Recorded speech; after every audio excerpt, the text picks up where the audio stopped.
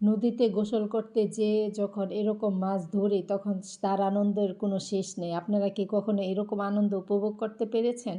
হ্যাঁ, আমি পেরেছি। হ্যালো এভরিওয়ান, আসসালামু আলাইকুম। Welcome to my another blog, Anamika blog. আমার ব্লগটি যদি আপনি প্রথম থেকে থাকেন তাহলে একটা ফলো দিয়ে যাবেন, আর সম্পূর্ণ ব্লগটি দেখার পর লাইক এবং কমেন্ট করবেন। ব্লগটি বেশি বড় না, 3 মিনিটের ব্লগ। তো ধন্যবাদ সবাইকে আমার ব্লগটি দেখার জন্য। আমি আসলে নদীর পাশে আমার চাচার বাসা, তার বাসায় বেড়াইতে গিয়েছিলাম। ওরা প্রায় নদীতে গোসল করে, তো আমাকে ওরা বলেছিল যে তুমি চলো ভাবি, তুমি চলো আমাদের সাথে গোসল করবা। তো আমার অভ্যস্ত না আমি খোলামেলা গোসল করা, তাই আমি যাই, ওদের সাথে গিয়েছি কিন্তু গোসল করিনি। তবে ওরা ছোট মানুষ, ওরা গোসল করতে পারে, আমি পারি না।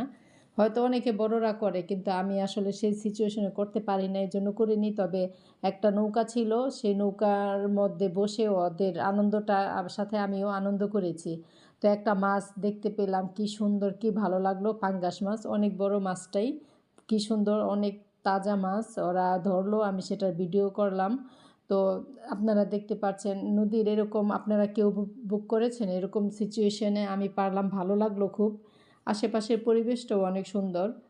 তো ওরা গোসল করছে। আপনারা কারা কারা নদীতে গোসল করতে ভালোবাসেন, পছন্দ করেন, আমাকে কমেন্ট করে জানাবেন। আসলে এরকম সিচুয়েশন সবারই ভালো লাগে আর কি। আমি গোসল অবশ্য করিনি, আমি ওদের গোসলটা দেখেছি, ওরা মজা করেছে। তবে যা আমি অবশ্য সাঁতার জানি না। আপনারা সবাই যদি সাঁতার জেনে থাকেন তাহলে একটা কমেন্ট করে জানাবেন। নদীতে গোসল করার মজাই আলাদা।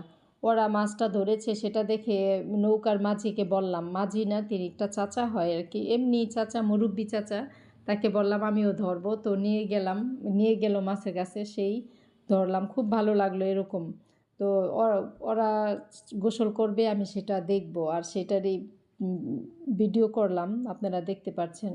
আসলে এরকম আনন্দ করার শৈশবে এগুলা বেশি হয়, যারা একটু গ্রামের পরিবেশে বড় হয়।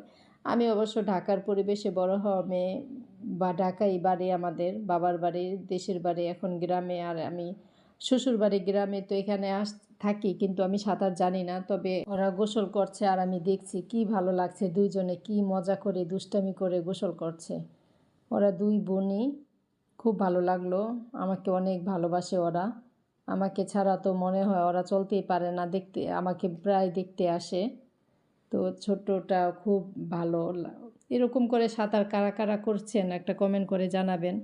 আসলে একটা শৈশবের যে জিনিসগুলো আসলে মানুষ বড় হয়ে গেলে সেই জিনিসগুলো স্মৃতি হয়ে যায়। যেমন যারা এরকম করে সাঁতার কেটেছে তারা বলতে পারবে। তবে আমার এরকম সিচুয়েশন হয়নি, আমি কখনো করিনি। আমি শুধু পা দুটো ভিজাতেই পারছি পানিতে, এছাড়া না। পানিটা অনেক গরম ছিল। আসলে কিছু কিছু দৃশ্য অপূর্ব সুন্দর। একটা আজকের মতো এ পর্যন্তই, দেখা হবে পরের কোনো ব্লগে। সবাই ভালো থাকবেন, সুস্থ থাকবেন, সবাই সবার পাশে থাকবেন। আল্লাহ হাফেজ, সবাইকে ভালোবাসা ও বিরাম।